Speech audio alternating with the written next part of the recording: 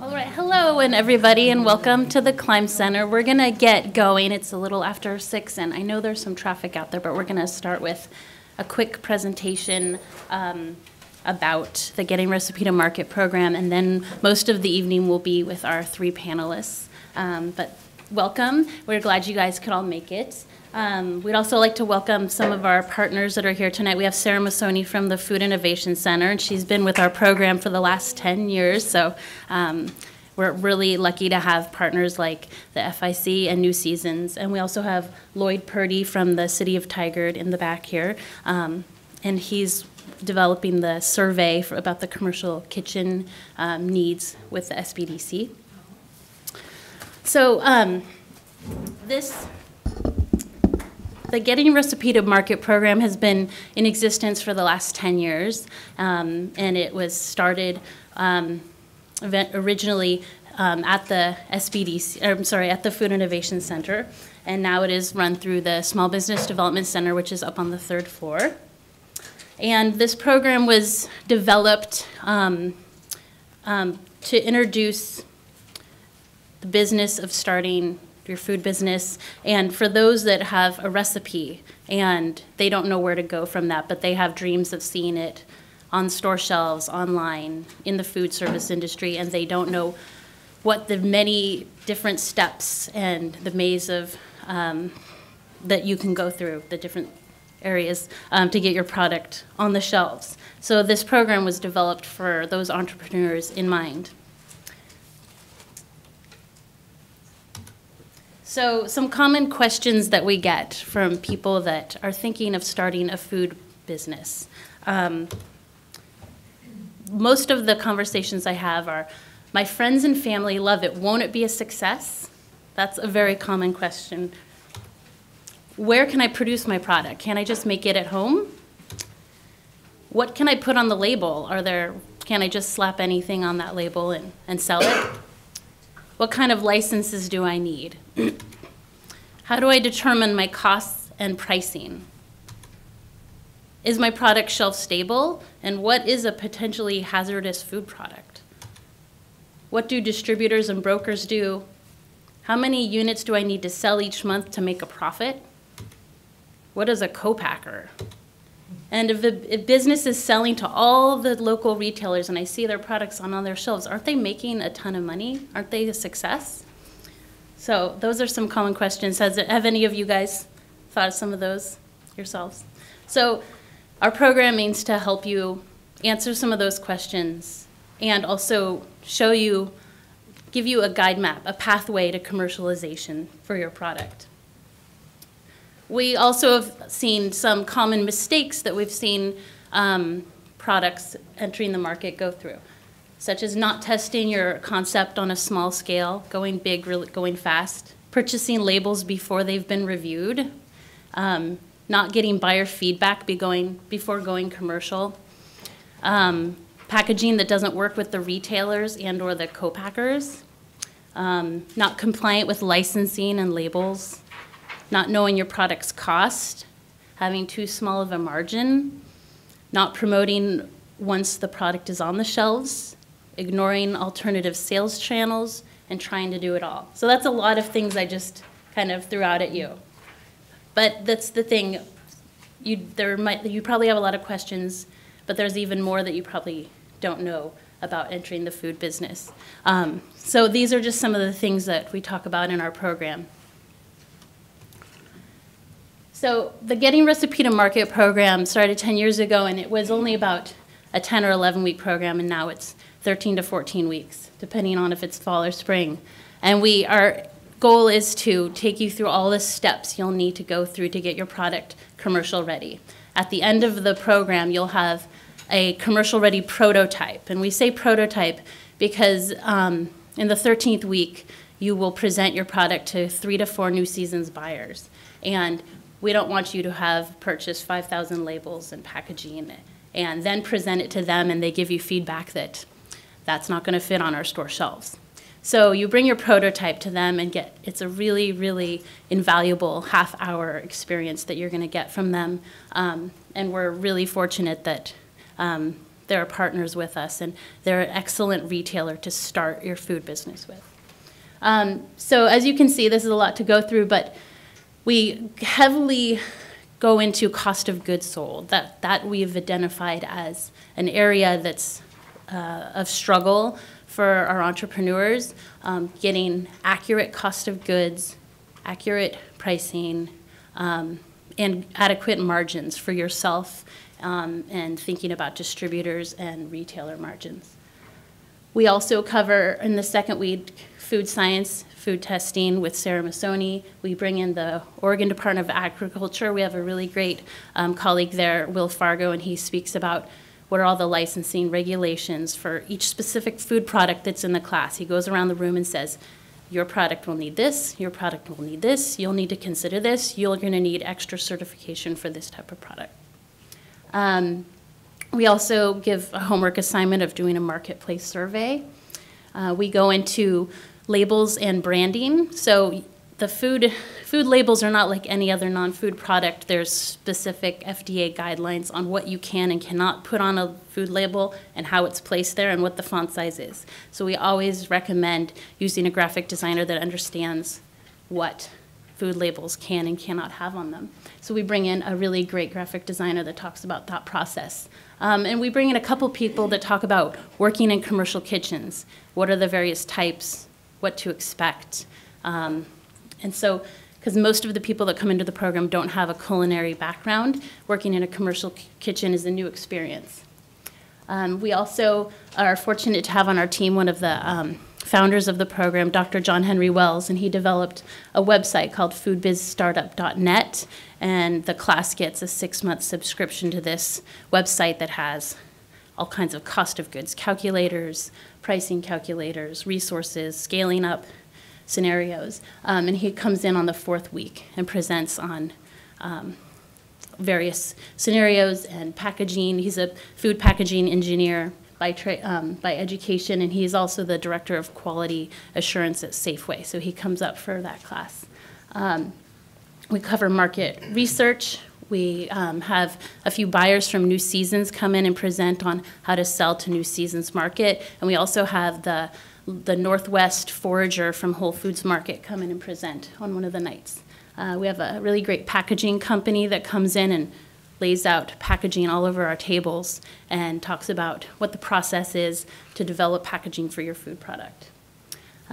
We also are fortunate to have Sunny Zhang, who's here in the back, and she covers social media marketing for the food industry, and so she does a really great presentation on how to promote your product online. And we also don't forget to cover alternative sales channels. Not all the products that come through our program are destined for grocery store shelves. There's all types of alternative sales channels for your product, and it might be a mix of retail and food service and online, or one of those. And we also have a great alumni panel, which is similar to tonight's panel, that kind of talks to the class about their journey and their evolution of their food products and what they learn, because we always say you can learn more from their mistakes than their successes. And we cover accounting, we cover distribution, we cover food business law. There's a really great attorney in town, and he kind of fashions himself as the food business lawyer, and he comes in and talks about product recalls and product liability and what companies have handled it well and which ones have not handled it so well, and how we can learn about the right way to handle a food product recall. At the end of this, like I said, you have the evaluations night with New Seasons Market, and then 2 days later at the Food Innovation Center, we have a farmer's market style trade show with everybody in the class, plus past alumni and clients of the Food Innovation Center, and there'll be about 30 to 40 vendors. In the summer, we might have more than 45. We had 43 last summer. So 40 to 50 vendors. We also have a buyer hour, the first hour of that, where we invite other local retailers and distributors and investors to come and meet you and talk to you about your product and try it for the first time. And then we open the trade show up to the public and the press to come and try your product. So that's kind of the capstone of our program. But there's a lot of other benefits to this program. We don't just send you off at the end of the 13th or 14th week. Once you have become an alumni of the program, you're also, tuition is covered for a business plan course at the SBDC. You get free advising for the life of your business, and you're also welcome to come back to any future Getting Your Recipe to Market programs. So we've had alumni that have come back for, maybe we have a new presenter or a new topic, and they'll come back for 1 or 2 classes, and we've had alumni come through the program, and they're like, that idea just didn't work, and I have a new idea, and they'll sit through the whole class again and kind of apply what they're learning to a new product idea. I had some more slides, but I kind of went off on those ones. But I just wanted to talk to you about some of the subject matter experts that we bring into the program, such as the Specialty Food Association that does a really great presentation on specialty food trends in the United States, on the retailers, on the manufacturers, and on the consumers. We have Hacienda Mercado come in. They do a great presentation on working in commercial kitchens. Like I said, the Food Innovation Center and the ODA. Kitchen Crew, which is a really excellent commercial kitchen in downtown Portland. They kind of come in and talk about what the process is working with them. And they are a great partner because they offer a reduced rate to GYRM participants during the program for when they want to produce their samples for the trade show. You need to produce 200 to 300 samples. And you can go in, I think, for $11 an hour and try out their commercial kitchen space. So they just only offer that to our program.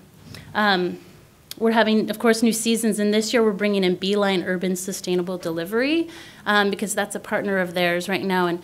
And New Seasons it's called Green Wheels. And so they're going to be delivering to all New Seasons stores in the next few months. So they're going to give a presentation. There you have a great place near here where you can produce your product, store your product, and have it delivered from a central location. We have several of our alumni come back and give presentations on such as how to do demos in the store. We have a distributor, Earthly Gourmet, come in. And then we also have a capital access team that's part of the SBDC to talk about, okay, I have this idea and I'm going to do my business plan, but I need financing, so how do I do that? And he also talks about crowdfunding for this type of business. And like I said, we have an alumni panel that also comes back. So we try to bring everybody to the program that you're going to need to get in touch with at some point to get your program off the ground, plus provide you with so many resources and contacts. So GYRM is every Tuesday evening here at the Climb Center in the spring and fall terms from 5 to 8 p.m. It also includes weekly to every week advising with an assigned advisor. You get the foodbizstartup.net subscription, the business plan course, trade show. There's also a great cohort of supportive entrepreneurs that you're going to be working with in your program, and they also join the Facebook group. So right now there's everybody that's alumni of the program is part of the Facebook group, and every day they're posting questions, posting resources, and continuing to share information to help each other. So who is qualified and who should take this program? Our requirements are that you have a completed recipe and it's coming out consistent every time you make it. It has to be unique, something different about it. If it's a barbecue sauce, what's unique about this barbecue sauce? It's different than every other one on the shelf. And you currently don't have any retail sales. So if you're maybe doing a food cart or a farmer's market, that's fine, but you haven't put final commercial packaging together and you're not selling on retail shelves. But most importantly, time to dedicate to the class, to the advising and the work. It's really a fast-paced class, and there's a lot of work. And also desire to make your food business dreams come true. So, can I answer any questions about the program? Can you tell us about the counseling that people get as a class? Doesn't each person get their own counselor? Yeah, so they have their own SBDC advisor. There's a team of 4 of us, and we split up amongst the class, and you get an assigned advisor, and they're the person that will, so in the class, we're speaking to everybody. In advising, we're working with you one-on-one to talk about, okay, your specific food product, what is your next step? What do we need to do? Let's work on your cost of goods. Let's find the right ingredient suppliers. Let's find the right packaging. So you work with your advisor, you talk with them and find out, okay, what's the next step to get my prototype ready by the end of the class? How much time would a person typically spend with that advisor during the 12 to 14 weeks? 1 hour a week is what we allot for each entrepreneur. I would say on average they probably, meet every other week.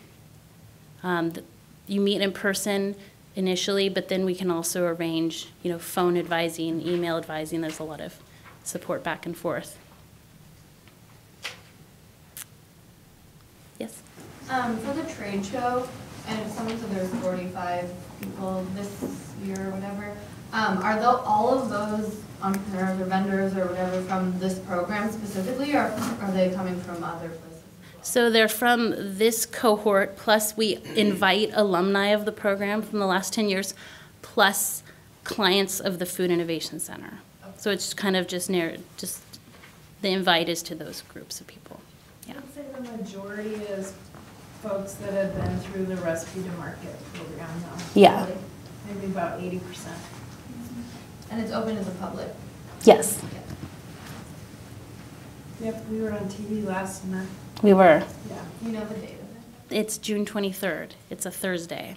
So the program kind of wraps up on Tuesday the 21st with the new season's evaluation night, and then 2 days later is the trade show.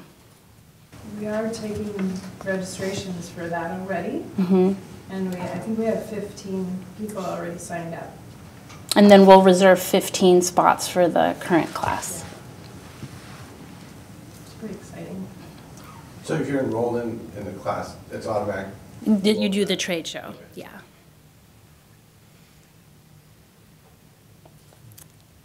Any other questions? Well, we're going to have a panel, and so that'll kind of just roll into, you'll kind of learn from their experience in the program and where they are now. They're all from different stages of the food business life cycle, you could say. And then we can open it up back to more questions about the program after that. So I'd like to invite Katie up from Kerfluffle.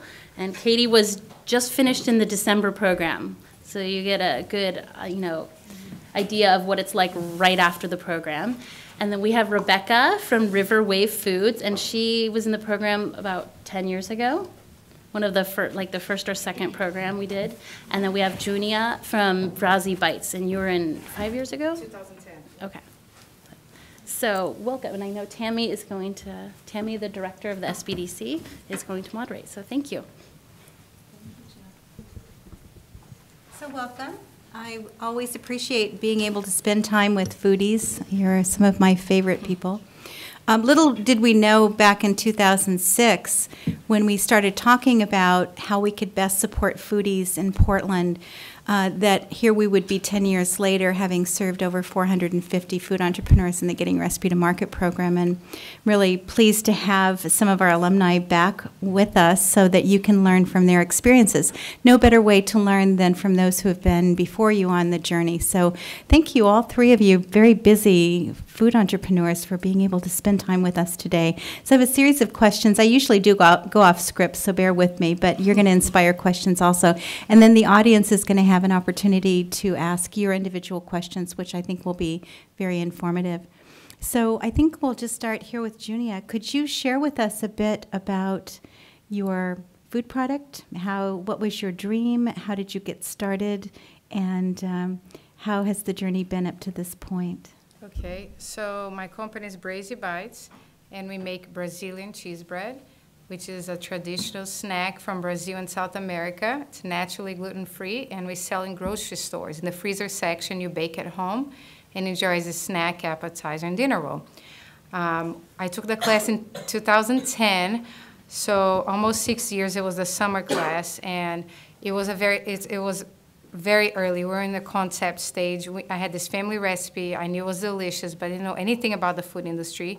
I have a civil engineering degree, and I was working as an engineer at that time. And so my husband is a co-founder of the company. We took the class together. You get a discount, by the way, 2 for, all right? Heads up if you have a co-founder. And so it's been quite a journey. It's, you know, we took the class 2010, kind of founded the company and filed articles during the class. We got really excited. But it took us another year to hit retail here locally because we have to figure out the packaging. We actually launched a kitchen crew. When you take the class, you learn about kitchen crew. We were there for a year. And I won't give you all the details because we're going to have a lot of questions, but we're in 2016. We are in almost 2,000 grocery stores nationwide, including Costco, Whole Foods, almost national distribution with Whole Foods, New Seasons, of course, PCC up in Seattle, Sprouts Farmers Market, which is a great grocery store from Arizona. And we just kept growing and working really hard. And here I am. I probably skipped a lot of important stuff, but maybe we'll cover it. I skipped like 5 years, but We will definitely come back. Yeah. So, Rebecca, over to you. Tell us a bit about your journey and your company. My company is Riverway Foods. We are the makers of 6 products, 3 artisan ethnic sauces. We have an organic fig and olive tapenade, and then we have 2 vinaigrettes. I took the class in 2007, so I think it was one of the earlier classes. I think maybe I was class number 4. And our growth has been very slow, and my kind of vision is to see if I could build a company and go deeper and not widely broadcast, but if I can make a sustainable business within a certain radius, let's say the Pacific Northwest. And our growth has been very slow. And right now we're up in Seattle at the Whole Foods in Seattle, and we're penetrating more into the Portland market.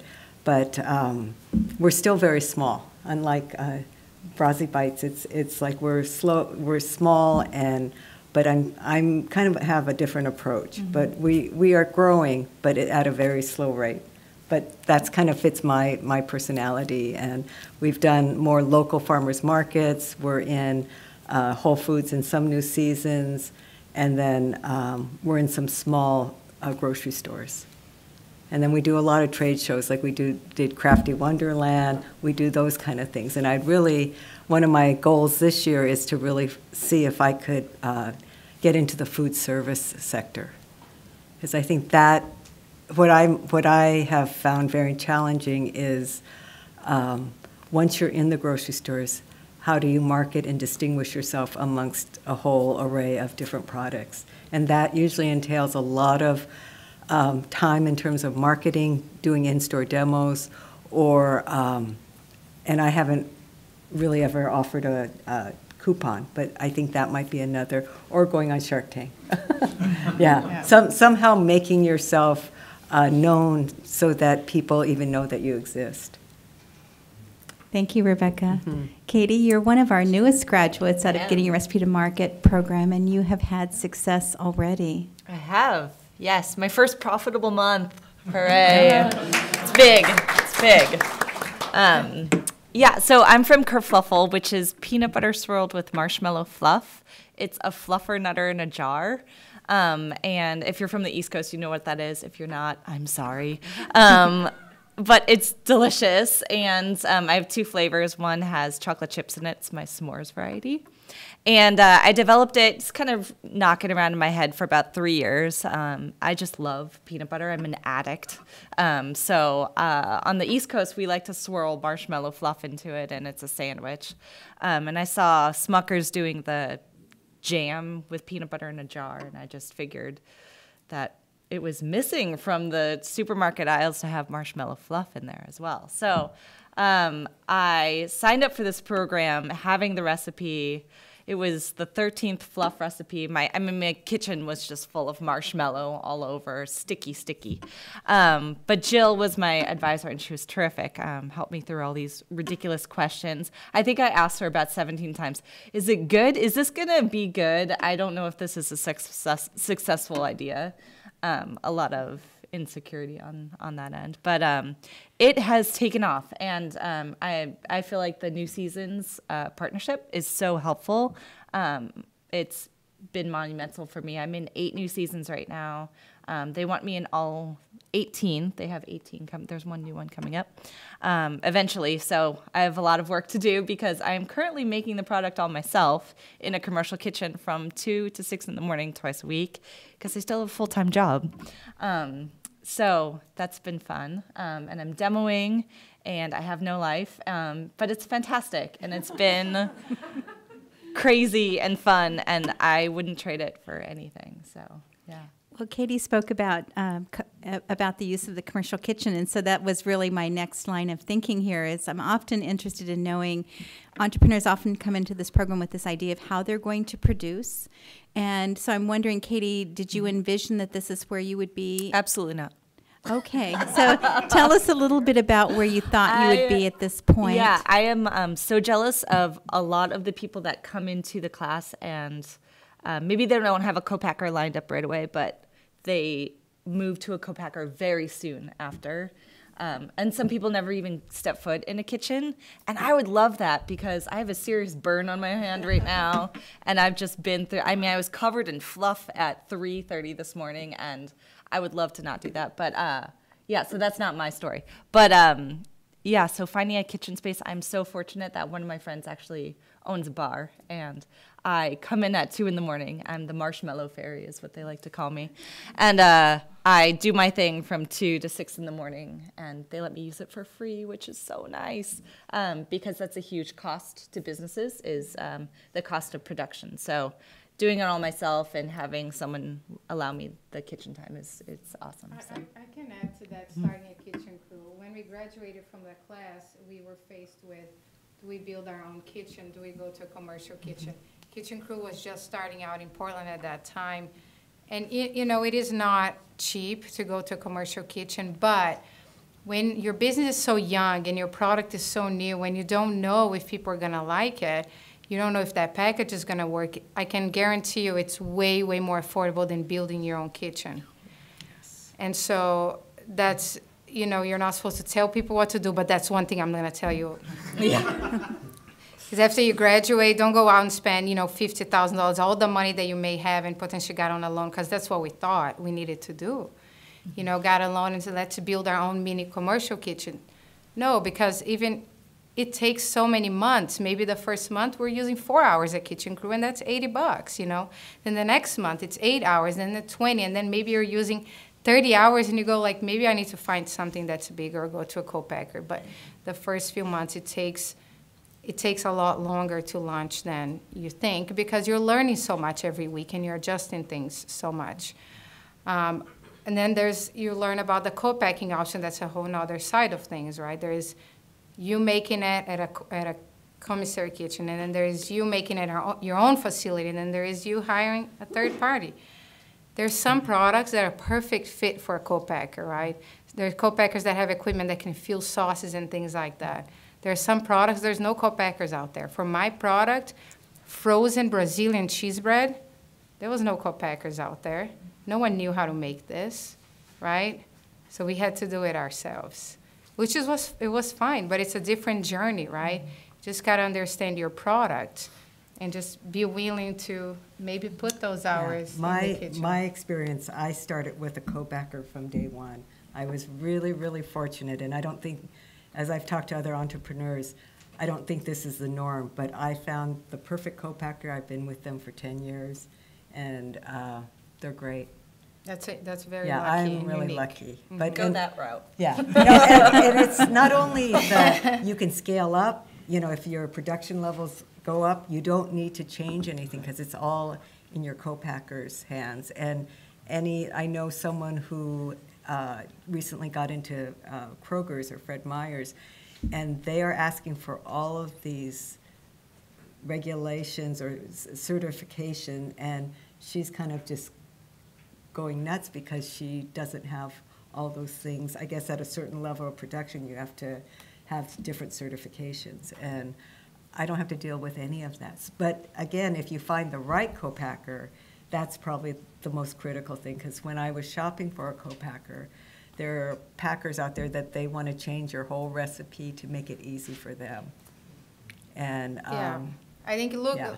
think about what you want out of your life and your day-to-day. Are you willing to make the product yourself? Some people are totally game. You know, I'm going to make some people are like, I cannot stand this.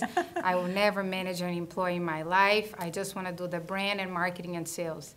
There's so many paths, right? You learn in the class. Throughout this whole time, you got to think about, do I want to spend my nights in a commercial kitchen? Do I need to? Is it my only option for the first 1 or 2 years? Because there's a lot of options out there. So along the lines of lessons learned, I'm curious about, I think I'll start down with Katie, because Katie's just like fresh out of the gate. So green. So Katie, can you tell us, like in your first year of operations, you're 6 months in, yes? What are some of the lessons learned that you have come upon? And then we'll just kind of work this direction with Rebecca and then with Junia. Tell us a little bit about your lessons learned. What did you expect? What are you experiencing? What have you found? And maybe some tips that you could share with the group before they journey there. Yeah. So by trade, I still am this. I'm a project manager at a shoe company. It's a really small shoe company out in Beaverton. Yeah, so by nature and by profession, I'm very detail-oriented and task-oriented, and I know how to get things done, and that's really, really helped me with this whole thing. So I thought that it would be very easy for me to just develop a project plan. I even sent it to Jill a couple of times. Here's my project plan, and here's the things that I need to do and when to do it and who to contact. And it was really helpful, but times 1,000 in the amount of work that was in that project plan, and time and effort and money that had to go into the actual idea. I mean, jarring some peanut butter and selling it was really the tiny little concept, and now it's, hours and hours and countless hours, and lots of effort, and a lot of people saying no, and a lot of knocking on doors and pounding the pavement. When I thought there would be a lot more yeses and a lot less time, a lot less money involved. And so yeah, I think that those are my biggest lessons. But I think the class was so great for me because I got to ask all of those questions along the way.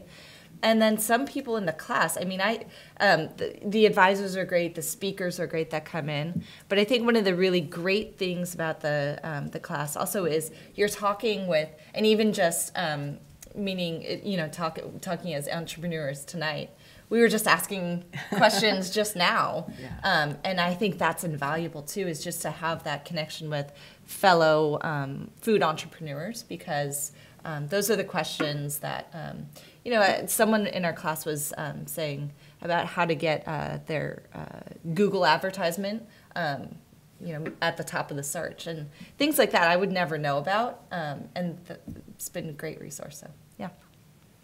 And Rebecca, I've known you for a while, so yes. Tell us a little bit about, your lessons learned and maybe some tips things you would have done differently, maybe.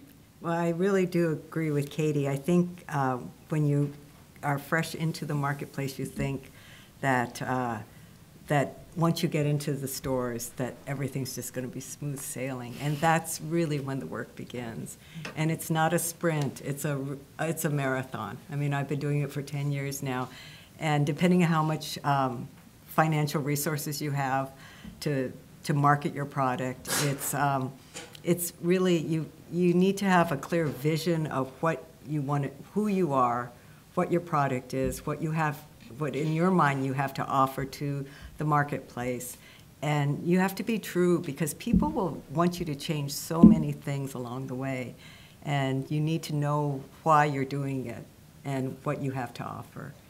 And I have found that, I mean, you have to have a business plan and a vision for where you want to take your business, or else you'll just get lost. You'll lose sight of why you're doing it, and because the day-to-day work is just, you know, you do a lot of things that aren't necessarily fun. And you've just got to know the bigger picture that you're hoping to achieve. And Junia, you're the most experienced on the panel. What are your God, insights so many on this? lessons. So many lessons every day. I would say stay close to other food companies, kind of similar to their advice. From the getting recipe to market, it's your first time that you're going to meet other food entrepreneurs. But go out there, when you go out on the market, there's other groups, like it's helped us tremendously being a part of those groups. At some point, we were part of a gluten-free, Portland gluten-free manufacturers. The group no longer exists, but for about 2 years, we met once a month and we talked about our struggles and learned from each other. And now I'm part of a founders group that's all kinds of industries, but we discuss once a month on struggles to investors and things like that, managing employees, and I think that's hugely important. But one of the biggest learns on the food side of launching a company, I would say, you know, persistency, obviously. You know, you're going to get so many no's. When we launched the company, New Season said no for 2 years. 2 years, okay, for my brand. Because at that time, I had a competitor here locally that's no longer in business, but they were already on the shelf, and New Seasons was honest with us and said, I already have a Brazilian cheese bread. There's no room for two. The freezer only has room for one, and she was here first. It's going to be no. We waited 2 years, and we continued to go find different paths, and it pushed us to go to Seattle first and do those things. But also, like, learn to constantly change, but not change too much. That's kind of a fine thing, right? Because constantly when you're demoing, you're out at the store and you start meeting people, the consumer is going to start telling you the truth, right? You have all these assumptions about what you think your product is and what it tastes like and how amazing the brand name and your colors and everything that you came up with. Yeah. The consumer tells you the truth. Your sales tell you the truth. So face the truth, right? It's hard because we were so passionate about our products and all the creations that we came up with at late nights in our living room, and we wrote them down. But you gotta listen to that because it's not a hobby, and eventually shouldn't, right? In the beginning it might, but eventually you work so hard, you're putting so many hours. Let's turn this into a business, and for it to be a business, it has to be profitable. For it to be profitable, you have to sell. For it to sell, you have to adjust and listen to who is buying, right? And lastly, one thing that we still talk about this to this day, along your journey of food industry, you're going to see a lot of people come to you, whether it's a distributor, it's a broker, it's a sales company, and you're going to think that they're a solution to your struggle at that time. It's an investor. You know, maybe you think, like, if I only had $50,000 or $100,000 to go national with this, that's going to fix everything. Or I'm really getting no's from every retailer in Portland. I'll get a broker. Somebody recommend me a broker. That broker is going to fix everything, and it's going to let me sleep at night. There isn't any of that. And there is the broker, there is the distributor, there is the salespeople, there's demo companies, and they all gonna work with you. But you're the champion. Right. Forever, it's you. And it's an important thing, right? Because as a founder and business owners, my husband and I talk about this every day. We have a team of 20 people. We work with national brokers and this. But at the end of the day, we're the only two people that have never called in sick. We're the only two people there every single day. And when it gets tough, it's us. And we have great people working with us. But it's you, right? You drive that boat. That's kind of a heavy one, but I think it's important to share because it gets hard sometimes and you feel like maybe you're getting no's from a bunch of buyers, but that's okay because maybe you go up to Seattle and you go out to Eugene and then you learn about a bunch of different stuff. And when you come back in Portland, that buyer's ready for you. And you learn something about your product, and it's the perfect time. The no from New Seasons was the best thing that happened to my company at that time because we went up to Seattle and learned a ton about what it was like to sell to Seattle. So there's no question in my mind that it takes a great amount of courage to do what you're all doing. It certainly takes a great amount of courage to stand in front of sharks. So, Junie, I'm just wondering if you might share a little bit about your experience with Shark Tank. Yeah, so we were on Shark Tank in November of last year. It's pretty recent, this season that they're playing now. And we decided to apply probably 8 months prior to that and had the good fortune to be selected through the process. It's kind of like an American Idol. You go through behind the scenes, you go through several elimination periods with producers and things. So we felt pretty blessed to be there. And we were successful on the show. It was nerve-wracking. It was the biggest presentation of our lives, obviously, right? But we had been on probably year 5 of the business and had knocked our heads on, on walls for 5 years and learning and learning. So I think when we got to Shark Tank, we knew it was such a big stage and we were well prepared for it. We knew our product really well. We knew what it was like to pitch to investors, because when we got a year prior, we start pitching to investors, which is a whole nother thing, right? That you don't want to learn that right now. You want to focus on the product. And when we start pitching, it started all over again. No's and no's and no's and no's and no's for multiple months. No one got Brazilian cheese bread. What is this, right?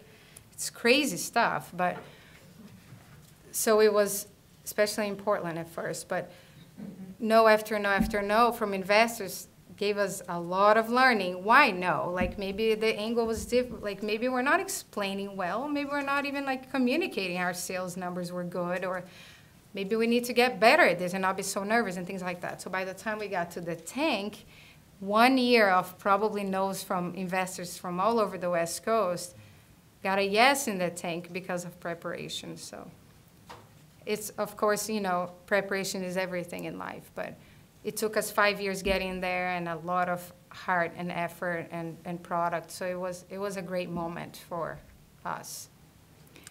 Rebecca, I know that you made a determination early on to be a regional company. Mm-hmm. You've stayed very true to that North Star, but you've also had circumstances that called to courage.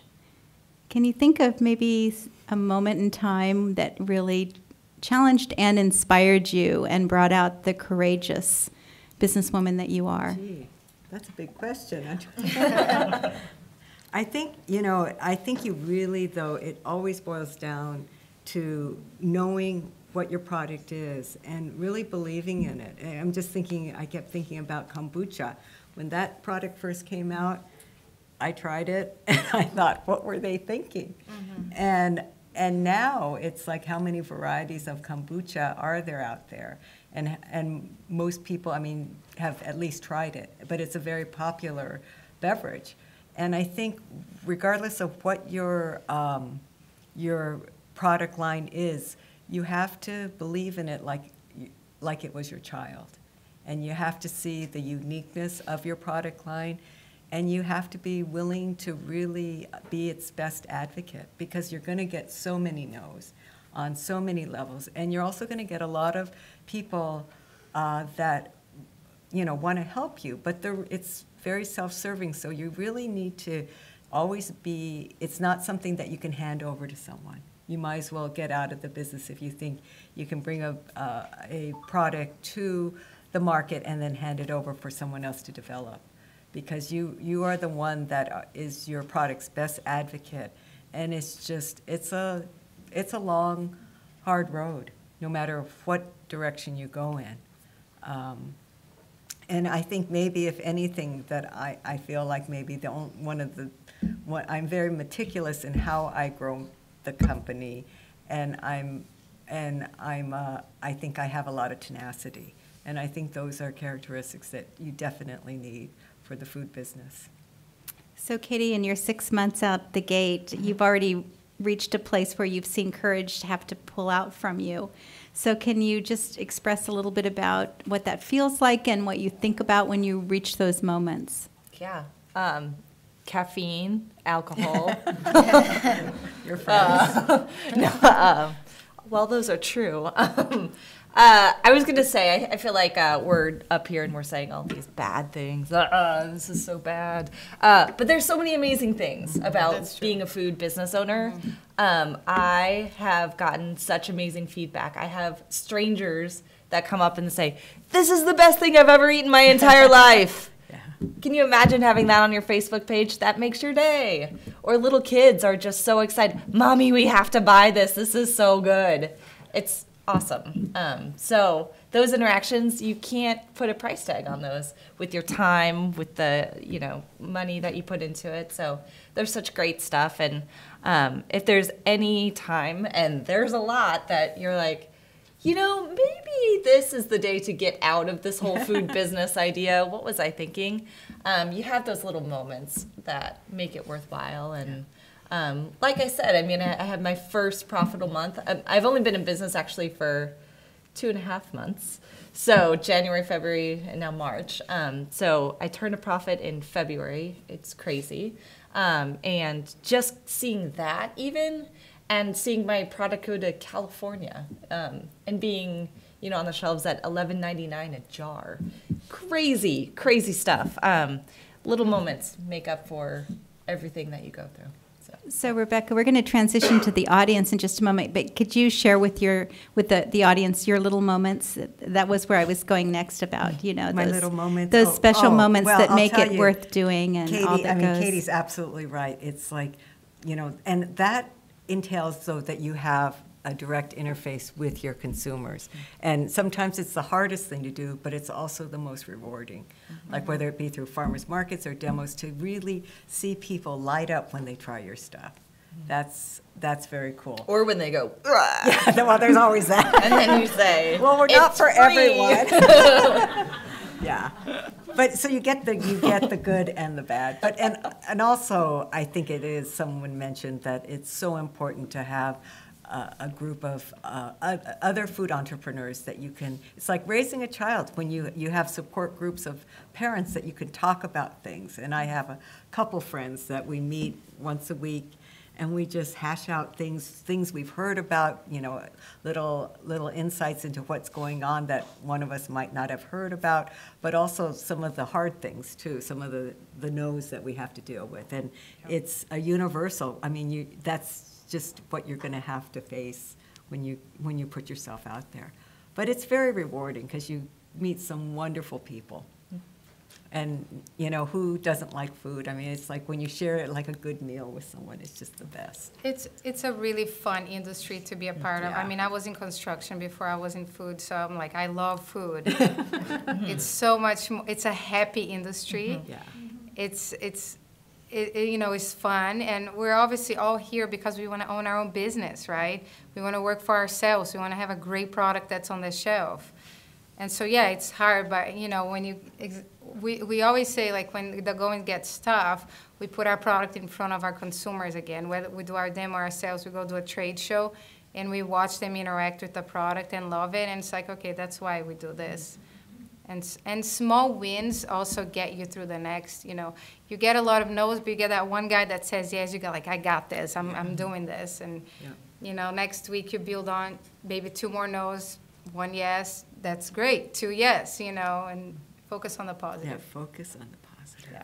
Well, thank you all for the generosity of your time, and we're going to turn it over to the audience. But I will say in closing on my part that the team at Getting Your Recipe to Market, again, envisioned helping a small group of foodies in 2006. And Jill and Sarah and I and many others were there at the time.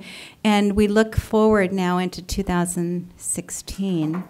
And we talk about, how long will we operate this program? How will we know when it's time to not? And we say, as long as the foodies arrive, we will be there.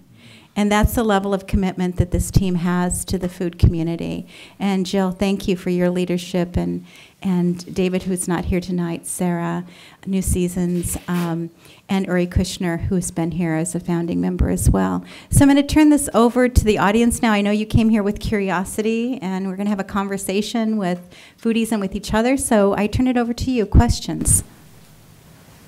Yes, sir. Hi. My name is Sam, and thank you for sharing your story and experience. It's inspiring. I'm just wondering with the recipe, do you have to patent it, or how does that work when, you know, how you have other invention, how you have to go patent things? Does that work the same as Would you guys like me to respond to that question, or do you want to take it? You probably should respond. Okay.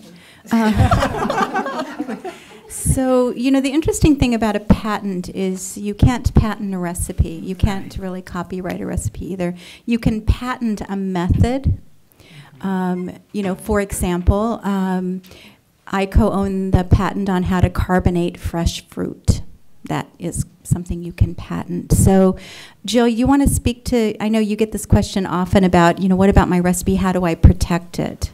Yeah. I get that question a lot when I'm talking to people about the program, because sometimes they come in and they're like, I don't want to share what I'm doing with the rest of the class because they're going to want to copy it. That really doesn't ever happen. Like we said, you can't patent a recipe. Like Coca-Cola is not patented. It's a trade secret that like a handful of people know. And you have to list all of your ingredients on your label. That's it. So if somebody really wants to make it, they're going to look at your label and they can try if they want.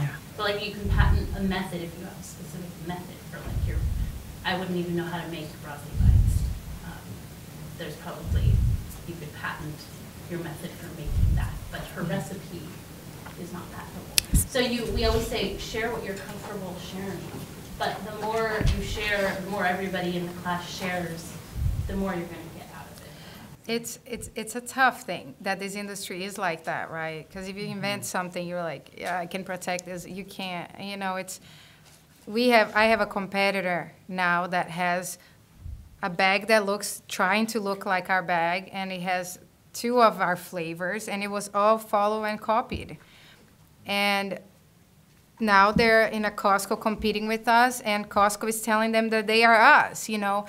They're at a store level, misinformation. All you can do is protect your brand. You can trademark your brand, right? And your logo and all that stuff. And work as hard as you can to build loyalty. But it's challenging, right? It can get cutthroat, but consumers usually see through, you know, what They have imitations. And, you know, who is behind that brand and that kind of stuff. But unfortunately, you cannot. I wish I would be so good. You can have a non-disclosure with your co-packer. Yeah, And so your that's- co-packer and, will do the I mean, same. yeah, so that they cannot divulge your recipe. And you can eventually get big enough and you have an ingredient supplier that you have an agreement with that supplier and say they can't sell to a competitor of a product that you make. Those are some of the things, right?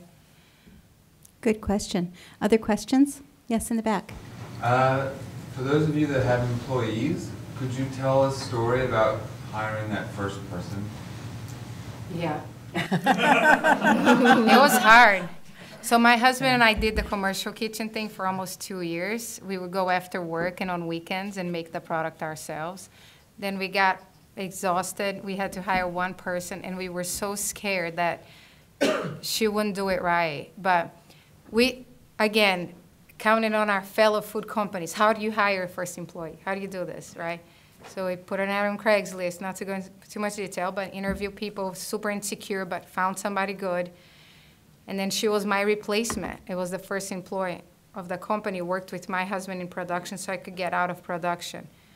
It's hard because you feel like you're the only person who can do it so well and right. You know, up until that time, we were the only people that had ever touched every bag that was sold in stores, right? So you're kind of kissing They're my little children. You're kissing every bag, and you're blessing every box that goes up. And then you see me sometimes in new seasons and I'm cleaning the jars. Right. It's weird. It's strange. But I think that points out that there's a certain point where you have to distance yourself. Yeah. You have to like sever that umbilical cord and really like get a little objective about your product line. Yeah. And you ask your fellow food entrepreneurs, how much are you guys paying now? How much is Portland market going now? And then you start gathering your intel, right? Where do I post? There's probably 3 places you post. You interview people, you pick one, and off you go. And you train and you work and you try not to be so sort of like overprotected. What are you doing? Are you touching this? You're like, I gotta, you know, because that's the problem, right? Or else you can't grow. You're so Yeah. controlling. You gotta let go. Yeah. So slowly you learn, and that was, we had to hire the one person. Then second, we hired somebody to work with us, and then now we have almost 20 people working with us. Great question. Thank you. Other questions? Yes. I know this might be a hard one to answer, but I know, Katie, you were mentioning how you were putting in all this money. Is it something that's realistic to think that once you start a food product that you put in more money than you ever expecting? Like, is that a shock? Oh, yeah. That you should expect? Yeah. Well, so, I mean, I am totally comfortable talking about finances because I work in finance a little bit. So, when I went into the program, it was actually top of my mind almost every class I sat through, because I sat in this class of 12 to 15 entrepreneurs, and I just kept asking myself, how are these people funding their food products? Are they working full time? Are they getting family assistance? Are they getting a small business loan? And we never really talked about it, actually, in class. I definitely asked the question a lot in class because I was just curious. But I'm 100% self-funded, so I definitely rely on my full-time job to help fund the beast. That is kerfluffle. Yeah, I mean, at first, you see a lot of your money just going out the door and not coming back to you, for sure. And I still research, I still Google this. How long does it take for startup businesses to become profitable? And, it's so dependent on the product you're selling and the marketplace and the stores you have and so many different variables. But, I mean, you could be profitable within a year. You could be profitable within 6 months. It could take you, Junia was saying you didn't get a paycheck until 5 years, right, after you started. So Yep. It's tough. It's tough. It's, if there's people that are in the business to make money, food wouldn't be my first choice, for sure. I'd go into a service industry, more of a, pay $100 an hour and get an hour of my time to smile at you. But, yeah. Yeah, I think it depends, because if you want to grow your brand national, eventually with growth comes expenses. But if that's not your choice, if you want to create a local brand, you might be able to be profitable sooner, and build something that makes sense. But in the beginning, and you learn, the best investment that you ever make is take this class. Mm-hmm. I have to tell you, because you may look at that expense and think it's a lot, but that's your one mistake, your first mistake that class is paid for. I can't even tell you. That's true. That's definitely true. I wanted to address the question on capital just a little bit more deeply, if I could. Our SBDC is the headquarters for the capital access team for the state of Oregon. And there's a lot of really interesting capital activity going on today. Noah Brockman here at our center, great resource, no cost, crowdfunding, the new investment legislation that is out there today, which is really interesting, that's kind of been led by Amy Pearl at Hatch. Micro lending. So, with the recession, a lot of people are not as bankable as they were before the recession. It's no fault of their own. It's because of what we all went through, right? And so there's actually micro lenders who can work with people who don't believe that they're bankable. So you don't have to go to your friends. You don't have to go to your family. You don't have to go to your credit cards. This would be like the last place you'd want to go. But you actually can work with the SBDC as it relates to understanding your access to capital and how bankable are you and where do you need to go. So I'll just leave that out there as a no-cost option for understanding, and maybe we'll integrate some more of that into Jill's program. Great question. Capital is really important. Yeah, I want to bring up that when we finished the class, we worked with the group here to get our first bank loan. And so we didn't know how to go about get a loan or anything like that. And so we sat with John Henry Wells, who was here at that time, and spent several weeks working with him, building the business plan and improving on that, and he helped us get a loan. And so that was great. There is resources following the class. It's kind of part of what Jill mentioned. And the no-cost business advising that's ongoing, I know when foodies leave our program, and I've seen now 450 of them do it, they're like thoroughbreds at the gate. They just want to run. But I do encourage everybody to do the long-term business advising with your advisor, which is at no cost. Because to Junia's point, and Rebecca and I've worked together for many years, it's really helpful to just have someone to say, am I going about this the right way? Is this the right direction? Or test my assumptions about things, you know, and that's what your business advisor does for you. Other questions? I have Yes. a question. Oh, Rebecca. I have a quick question to you, Tammy. The majority of the people who have taken the classes, are they from like the Portland area, or how wide a scope is this program? You know, that's really an interesting question. I would say 90% of those who came to the program are in what I would call the immediate Portland metro area, maybe Eugene North. You know, I kind of think of Eugene too as metro now, right? But we've also had food entrepreneurs who have flown in from California every week for the program, Eastern Oregon, Eastern Washington, Spokane. And we made the determination early on not to take this program online because it is highly experiential and very difficult to replicate online. And we have had other universities and colleges across the U.S. say, can you come here and help us build one of these? And of course we would do that. But yeah, this is really so very experiential. But I would say about 90% are from the immediate area. But yeah, it's really always encouraging and inspiring to see people so dedicated to come from long distance relatively for 12 weeks in a row. Yeah, great question. Question in the back. Yeah, I think I'm just curious about each of your answers. It occurred to me with Junia, you were saying that you started in Seattle. And I'd be curious about distribution when you walked out your first era of distribution. Were you driving to Seattle? Did somebody take yours up in a freezer? That's a great question. So when we started here in Portland, because the product is frozen, we bought an old van, put a freezer in the back of the van, and we would distribute locally. Then after we had a number of stores, I think it was about like 20 stores locally, and we saw that we had hit on every door of every grocery store in Portland and got the yeses and got the nos for the time being, realized we needed to go get more business.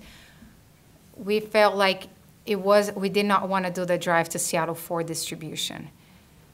We would drive to Seattle to sell and to demo, but not to distribute because that would make too complex. So when we did that, we partnered with a local distributor, Alexis Foods, smaller. You know, they do a lot of the sort of smaller chains, up I-5, Eugene to Seattle. So they were who we went with at that time, but it came with some challenges as well, but it worked temporarily. A few months into it, we partner with a big natural foods distributor, UNFI, that today is our largest distributor. And it was good to start with them really early, just with Seattle, because we learned how to operate within their system as well. And that's a good question, because you would learn in the class and think about that. You know, a lot of us that start here small in Portland, we're delivering, right? We're calling Whole Foods and New Seasons, we're getting the emails, and we're driving. And so with frozen, it's tricky, right? Plug a freezer at your driveway at night, your product's there, you leave at 5 a.m., you do your deliveries, you head to work. You don't want to do that for too long. Other questions? Yes, over here. This also kind of touches on frozen foods. Kind of two questions. The first being, I don't know if any of you guys can answer this one actually, but you never know. Have you found that with commercial kitchens that you're renting space from, you're able to bring in specialty equipment? And then in terms of storage for frozen foods, were you storing your stuff in that space that you were renting, or did you then transport somewhere else to store it? When you're starting out, typically you can make room. A kitchen crew, they have a freezer, and you can keep enough for like 1 week's worth of inventory. You know, you're not going to be able to keep pallet size and hundreds of cases, but you can keep enough. And they allowed us to bring specialty equipment within reason. We had one piece of equipment that we brought in. After a year, a kitchen crew, the business was growing, and we couldn't store enough in their freezer, so we had to move out. But we weren't quite ready to build our own space yet. And again, there were no co-packers. That wasn't an option, right? we found a sort of stepping stone, which was a warehouse where we could share with other manufacturers that were in our same level of business. Again, it goes back to always sharing everything, right? Sharing information, sharing space, sharing knowledge, resources with other foodies in town. That's a recipe for success, right? So we found a facility in Tigard. 4 of us manufacturers. We were all gluten-free. And each one's got 1,000 out of the 4,000 square foot facility, and then we had our own freezer. So it was, Kitchen Crew was enough for and then this facility was enough for the next year.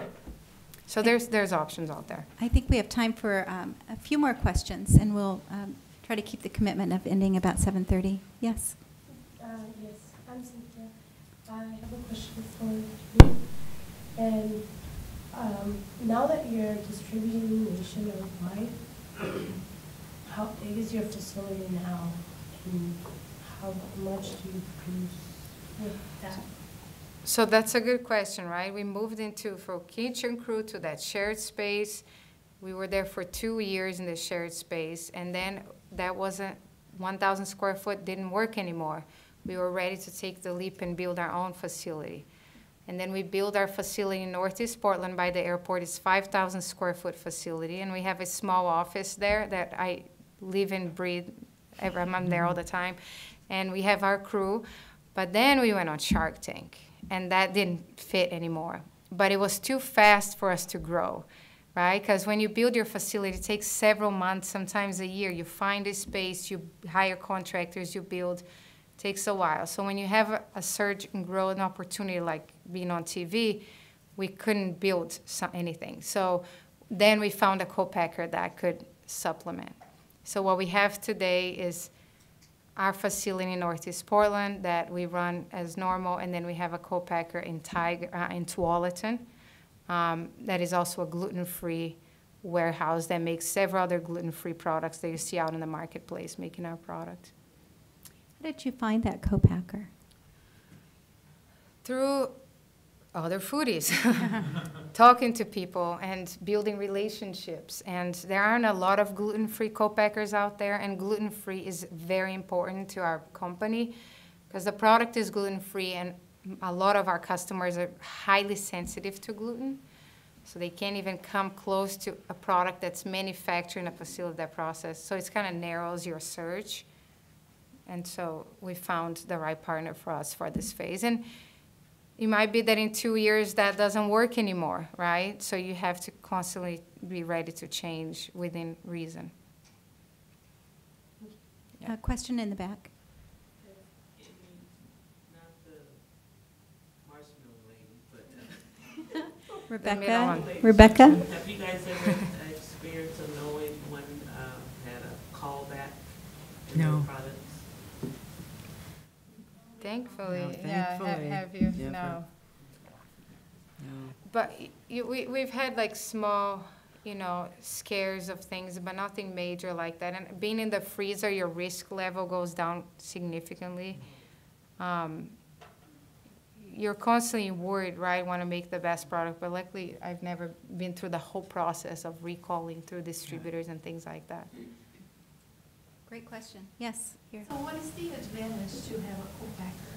What are the main activities that they can do? Well, I'm going to let our foodie speak to that. I have my own opinions as well, but for you to respond. Why don't you speak to your relationship? Yeah, my relationship, again, finding the right co-packer, but it's like I don't have to, I do source some of the ingredients, like I get a cooking meeting from a place in Berkeley, California, but basically they source all my ingredients.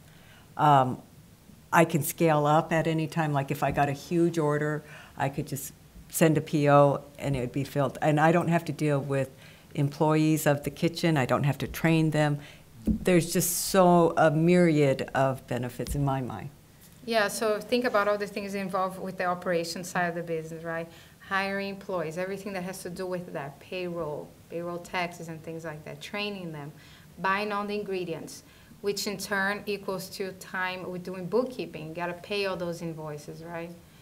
Packaging. Packaging, yeah. And again, it's the equipment, whole buying equipment.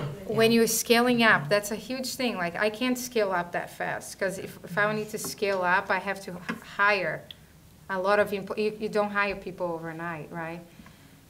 But when you're doing your own manufacturing, you're really in control of it. And some people really feel like I need to be in control. And that gives you a really warm feeling inside, because every day you saw that product, right? So if there was an issue with your product, you know that it was under your watch, and you most likely are not going to let that happen. If you're not careful choosing your co-packer, that co-packer is never going to love your product the way that you do, right? But there's a lot of good co-packers out there that can be trusted, and you can build that relationship. But if you're not watching for your product and checking it on the stores as well, to make sure your co-packer is following, your guidelines, you can have issues. Well, and everything from, the formulation of your product to how your labels look. Because one time I did send some things back just because the labels were being placed too low.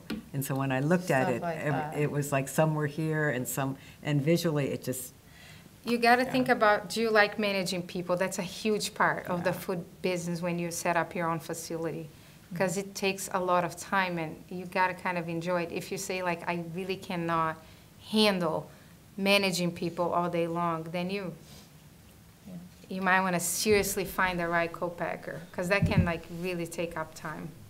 They can help you with pricing too, because they can order huge shipments of sugar, flour, whatever your ingredients are, whereas as an individual company, you're buying smaller amounts, which are pricier. So that also helps your cost of goods at the end of the day. Tammy, do you guys have a recommendation in the class, which route to go? It's really dependent on the business and the product type.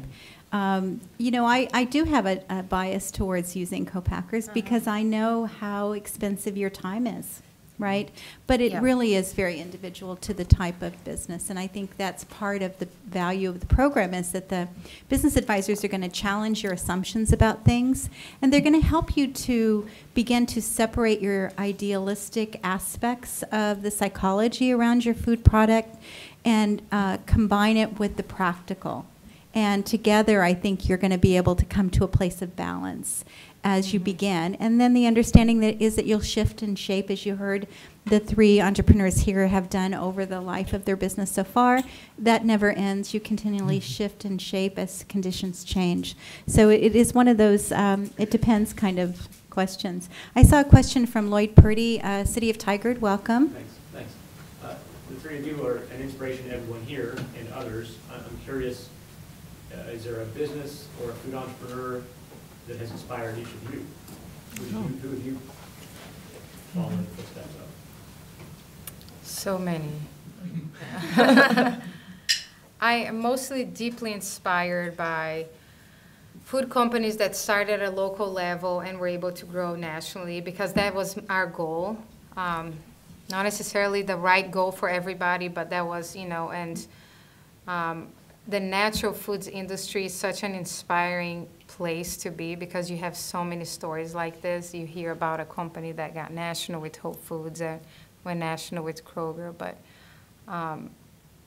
there's so many awesome brands out there that's owned by like a couple or, a person, and it's, I had the opportunity once. I was demoing at a little grocery store in Eugene, Capella's, and a woman came by, and I started talking with her, and she's trying our sauces, and she goes, I have a sauce on the market too. And I go, really?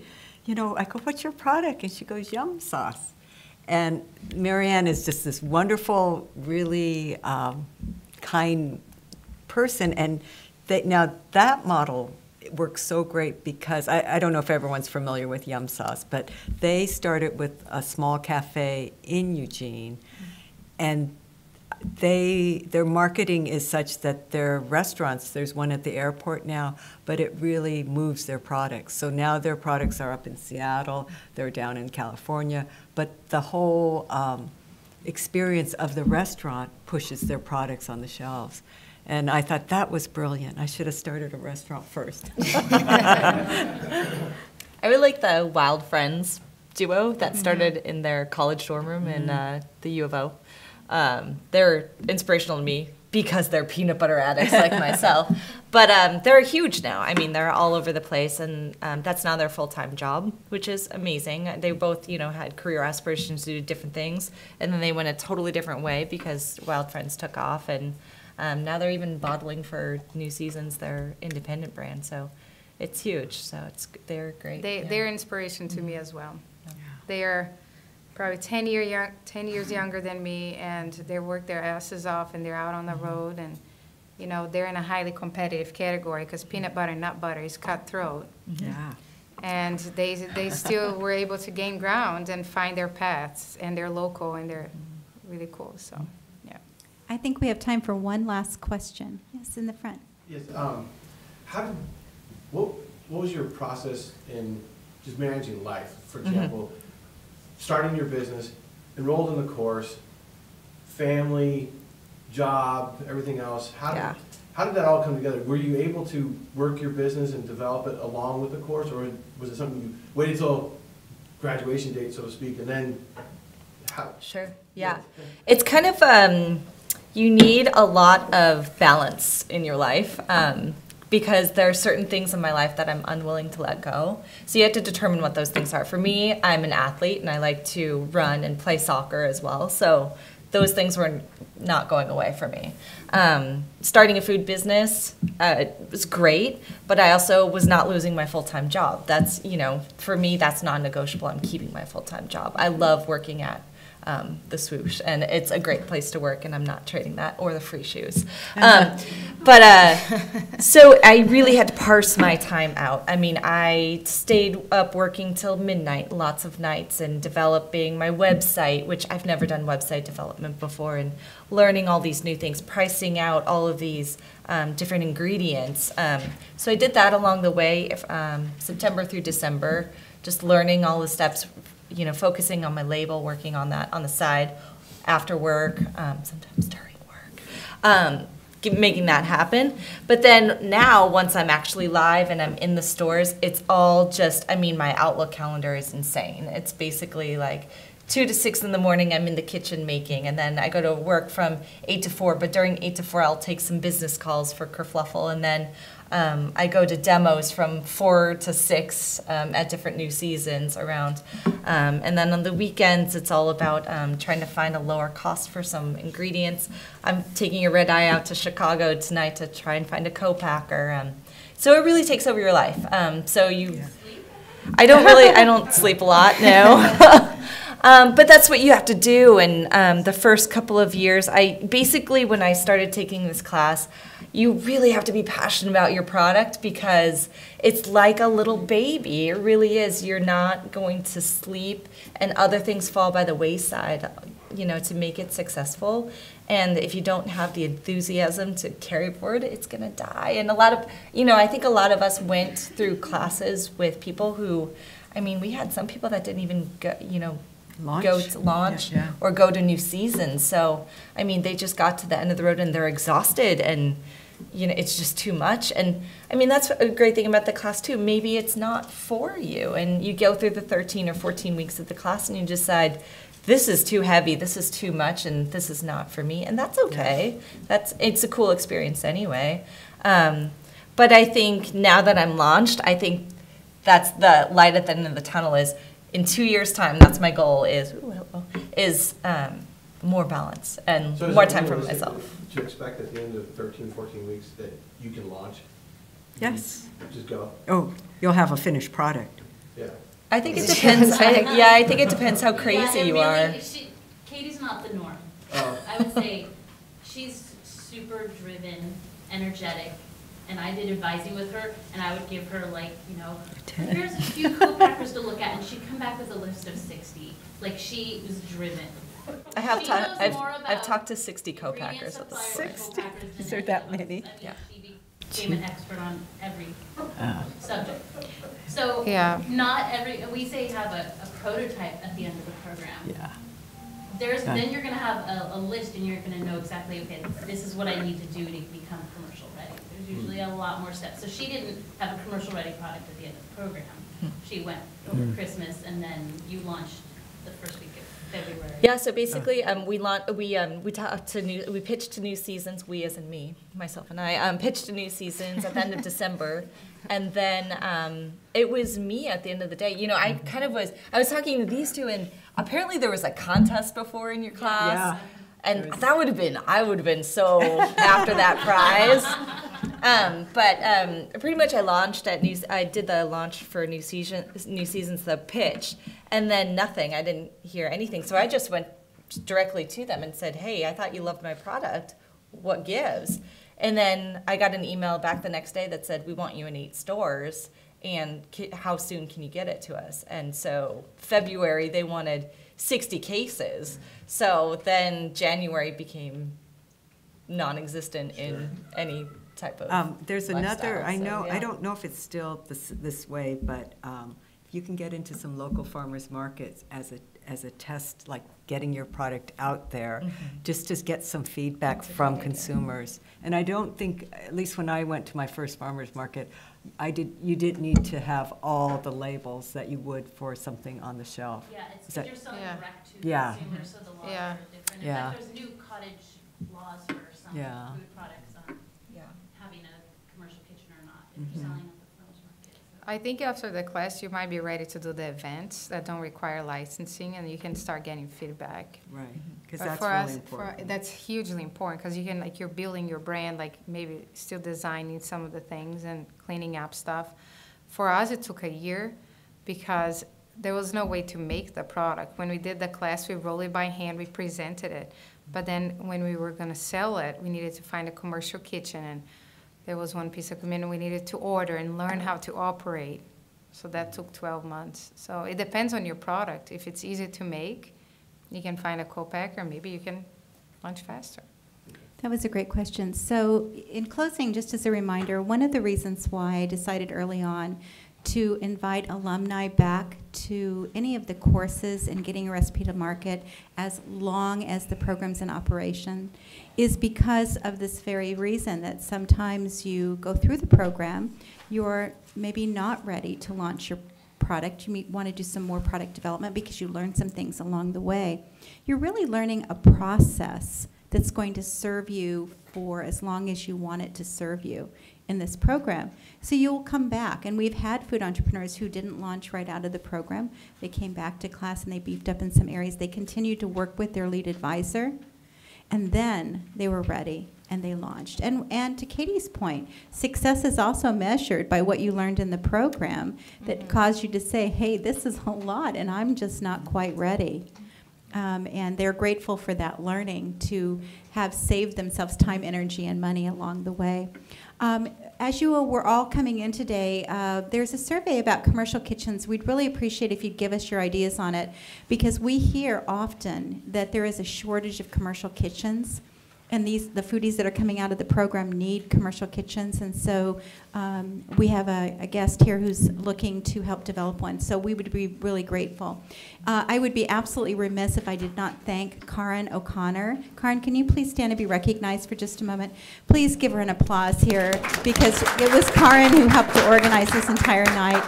Thank you all for joining us and learning about the journey. I believe, Jill, there's still some space in the spring program? Yeah, I think we have about 4 to 5 spots. We capped it at 15. And also, that we didn't cover, before you can enroll in the program, you have to go through a guided interview.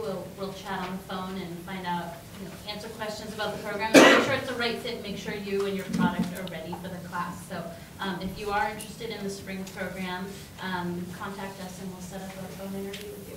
And we do also have the program in the fall. So if you're thinking you might not be ready for spring, we do have it in the fall also. So thank you again for spending time. Enjoy each other and have a really great night. Thank you.